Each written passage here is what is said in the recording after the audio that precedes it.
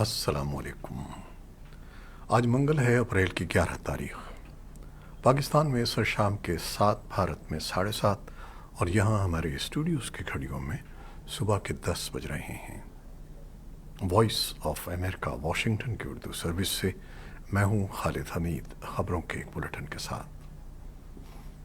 پاکستان کے زیر انتظام کشمیر کے وزیر اعظم سردار تنویر الیاس کو مظفر آباد ہائی کورٹ نے عدالت مخالف بیانات پر نااہل قرار دیتے ہوئے انہیں ان کے عہدے سے برطرف کر دیا ہے۔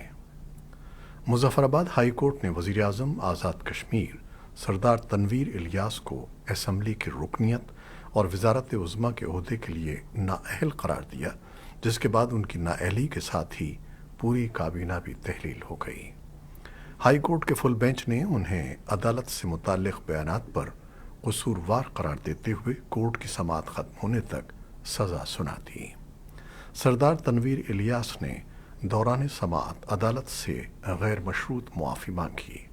اس پر عدالت نے ان کے سامنے تحریری سوالات رکھے، جن میں سردار تنویر نے اپنی غلطی تسلیم کی، جس پر عدالت نے اپنا فیصلہ سنا دیا۔ پاکستان کے زیر انتظام کشمیر کی سپریم کورٹ نے بھی اس فیصلے کو برقرار رکھتے ہوئے آئندہ 2 ہفتوں میں ان سے تحریری جواب طلب کر لیا ہے۔ پاکستان کے زیر انتظام کشمیر میں آئندہ وزیر اعظم کون ہوگا اور حکومت کون چلائے گا، اس بارے میں مختلف سیاسی اور انتظامی حلقوں میں مشاورت کا سلسلہ جاری ہے۔ الیکشن کمیشن آف پاکستان نے پنجاب اسمبلی کے انتخابات کے لیے فنڈز کی فراہمی سے متعلق سپریم کورٹ میں سربمہر رپورٹ جمع کروا دی ہے۔ سپریم کورٹ نے اپنے ایک حکم نامے میں وفاقی حکومت کو پنجاب اسمبلی کے انتخابات کے لیے 10 اپریل تک 21 ارب روپے فراہم کرنے کی ہدایت کی تھی۔ اعلیٰ عدالت نے الیکشن کمیشن کو کہا تھا کہ وہ رقم کی فراہمی سے متعلق رپورٹ اپریل میں سپریم کورٹ میں جمع کروائے۔ تاہم سپریم کورٹ کے ڈیڈ لائن ختم ہونے کے باوجود وفاقی حکومت کی جانب سے الیکشن کمیشن کو رقم فراہم نہیں کی گئی۔ سپریم کورٹ نے پنجاب اسمبلی کے انتخابات 14 مئی کو کرانے کا حکم دے رکھا ہے، لیکن وفاقی حکومت اعلیٰ عدالت کے اس حکم پر عمل درآمد نہ کرنے کا اعلان کر چکی ہے۔ حکومت نے ملک بھر میں ایک ساتھ انتخابات کرانے کے لیے پیر کو پارلیمنٹ کے مشترکہ اجلاس سے ایک قرارداد بھی منظور کروا لی ہے۔ بھارت کے وزیر داخلہ امت شاہ نے پیر کو اروناچل پردیش کے سرحدی علاقے کا دورہ کیا۔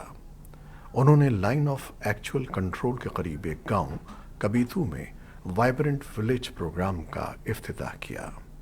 اس موقع پر انہوں نے کہا کہ وہ زمانہ چلا گیا جب بھارت کی زمین پر کوئی بھی قبضہ کر سکتا تھا، اب 1 انچ زمین بھی کوئی نہیں لے سکتا۔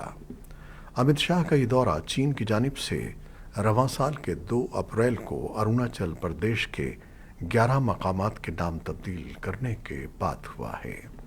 چین نے امت شاہ کے دورے کی سختی سے مخالفت کی ہے اور کہا ہے کہ اس علاقے میں ان کی سرگرمیاں چین کی علاقائی خود مختاری کی خلاف ورزی ہیں۔ وہ اس سے قبل بھی بھارتی رہنماؤں کے اروناچل دورے کی مخالفت کرتا رہا ہے۔ ان دونوں اقدامات اور فریقین کے بیانات کے تناظر میں بعض تجزیہ کاروں کی جانب سے دونوں ملکوں کے درمیان تلخی بڑھنے کی قیاس آرائی کی جا رہی ہے۔ بھارت اپنے زیر انتظام کشمیر کے ساتھ سڑک رابطے کو مزید بہتر بنانے کے لیے 250 کھرب روپے یا 3.1 ملین امریکی ڈالر کی لاگت سے 19 سرنگیں تعمیر کر رہا ہے۔ اس کے علاوہ وادی کشمیر کو بھارت کے ریلوے نیٹ ورک کے ساتھ ملانے کے لیے، جس کا شمار دنیا کے مصروف ترین اور عظیم ریل نیٹ ورکس میں ہوتا ہے، الگ سے 370 ارب روپے خرچ کیے جا رہے ہیں۔ زیر تعمیر ٹنلوں میں سطح سمندر سے 11,500 فٹ کی بلندی پر واقع زوجیلا پہاڑی درے سے گزرنے والی 14 کلومیٹر لمبی ٹنل بھی شامل ہے، جو 6,800 کروڑ روپے کی لاگت سے تعمیر کی جا رہی ہے اور یہ ایشیا کی بلند ترین روڈ ٹنل ہوگی۔ اقوام متحدہ نے خبردار کیا ہے کہ طالبان کی افغانستان میں خواتین کے عملے پر غیر قانونی پابندی عالمی ادارے کو ملک میں کارروائیاں بند کرنے پر مجبور کر سکتی ہے۔ افغانستان میں اقوام متحدہ کے امدادی مشن یا UNAMA نے منگل کو یہ انتباہ جاری کیا۔ چند دن پہلے طالبان حکام نے افغان خواتین ملازمین کو مشن کے لیے کام کرنے سے روک دیا تھا۔ اس پابندی کی اقوام متحدہ کی جانب سے مذمت کی گئی ہے اور کہا گیا ہے کہ عالمی تنظیم اس کی تکمیل نہیں کر سکتی کیونکہ یہ بین الاقوامی قانون اور اقوام متحدہ کے چارٹر کے خلاف ہے۔ بیان میں کہا گیا ہے کہ مشن کی سربراہ روزا اوتن بائفا نے ملک میں یونیما کی کارروائیوں کا جائزہ لینا شروع کر دیا ہے جو 5 مئی تک جاری رہ سکتا ہے۔ اقوام متحدہ کے عملے کی خواتین اور مردوں کو ہدایت کی گئی ہے کہ وہ اقوام متحدہ کے دفاتر میں رپورٹ نہ کریں، صرف اہم کاموں کے لیے محدود استثناء ہے۔ بیان میں کہا گیا ہے کہ جائزے کی مدت کے دوران کابل میں اقوام متحدہ کا دفتر ضروری مشاورت کرے گا، ضروری آپریشنل ایڈجسٹمنٹ کرے گا اور تمام ممکنہ نتائج کے لیے ہنگامی منصوبہ بندی کو تیز کرے گا۔ یونیما نے خبردار کیا کہ یہ واضح ہونا چاہیے کہ افغان عوام کے لیے اس بحران کے کسی بھی منفی نتائج کی ذمہ داری طالبان حکام پر عائد ہوگی۔ 4 اپریل سے نافذ ہونے کے بعد سے طالبان نے اس پابندی پر عوامی طور پر کوئی تبصرہ نہیں کیا ہے۔ یونیما نے پیر کے روز نرگس سادات اور زکریا اصولی کی رہائی کی اطلاع کا خیر مقدم کرتے ہوئے افغانستان کی سول سوسائٹی کے کارکنوں کی مسلسل ثوابدیدی حراست پر تشویش کا اظہار کیا ہے۔ اس کا کہنا ہے کہ ہم ان تمام لوگوں کی فوری رہائی کا مطالبہ کرتے ہیں جنہیں منمانے طور پر حراست میں لیا گیا ہے۔ یونیما کے بیان میں کہا گیا ہے کہ کسی بھی افغان کو اظہار رائے کی آزادی کا استعمال کرنے پر حراست میں نہیں لیا جانا چاہیے۔ افغانستان میں یورپی یونین کے مشن نے پیر کو طالبان کے ہاتھوں سول سوسائٹی کی ایک خاتون اور ایک مرد کارکن کی رہائی کا خیر مقدم کیا ہے اور طالبان کی حراست سے سول سوسائٹی کے باقی کارکنوں کی رہائی کا مطالبہ کیا ہے۔ امریکی محکمہ دفاع نے حال ہی میں لیک ہونے والی خفیہ دستاویزات کو قومی سلامتی کے لیے سنگین خطرہ قرار دیا ہے اور کہا ہے کہ ضمن میں ہونے والے نقصان کو کم کرنے کے لیے اقدامات کیے جا رہے ہیں۔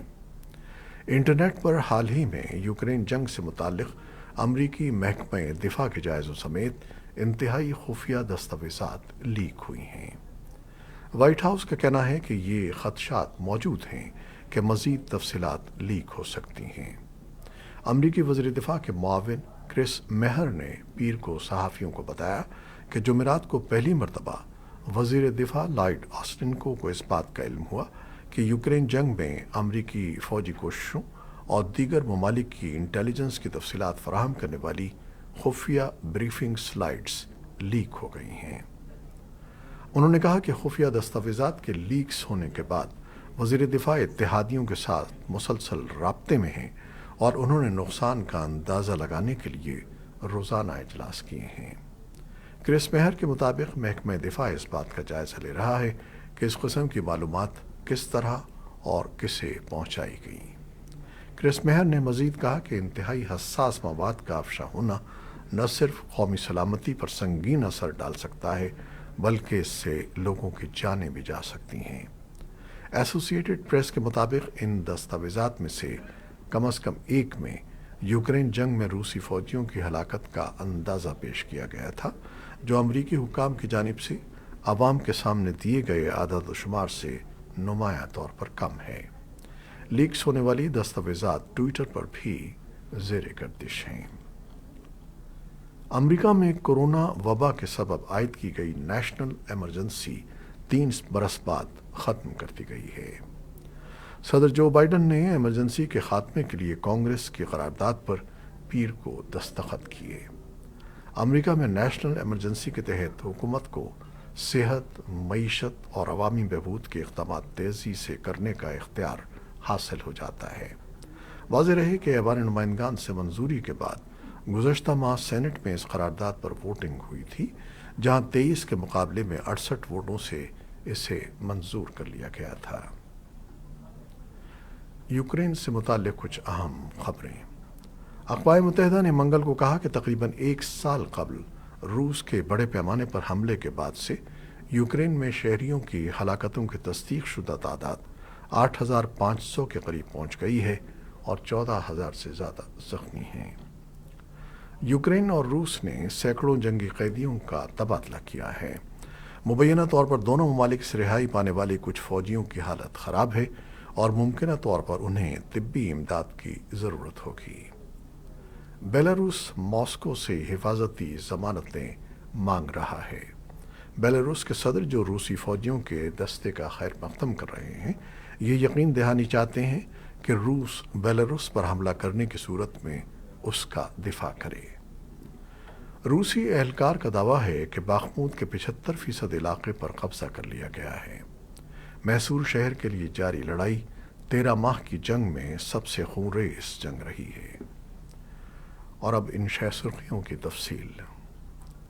अक़वाम मुत्तहिदा ने मंगल को कहा कि रूस के बड़े पैमाने पर हमले के बाद से यूक्रेन में शहरियों की हलाकतों की तस्दीक शुदा तादाद 8,500 के करीब पहुंच गई है, जबकि हकीकी तादाद इससे कहीं ज़्यादा होने का इम्कान है।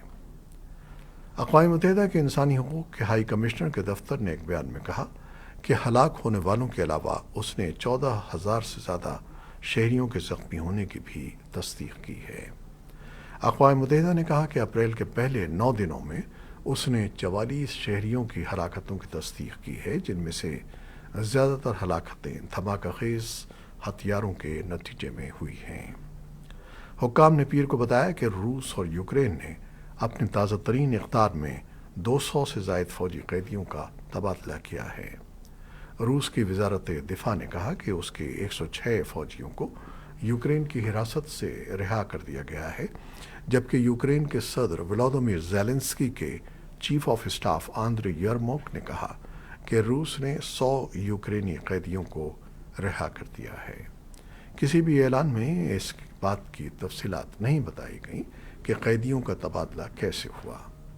यरमुक ने टेलीग्राम पर कहा कि यूक्रेन के कुछ फ़ौजियों को शदीद चोटें और बीमारियां लाहिक हैं।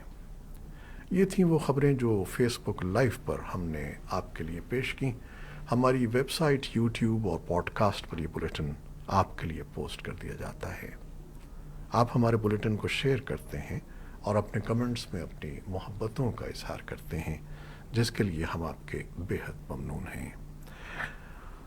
हमारे कैमरामैन सईद असफर इमाम और क़ज़्ज़ाफ़ी बाबर और न्यूज़ एडिटर ख़बर अब्बास जाफ़री के साथ खालिद हमीद को अब इजाज़त दीजिएगा। अल्लाह हाफ़िज़।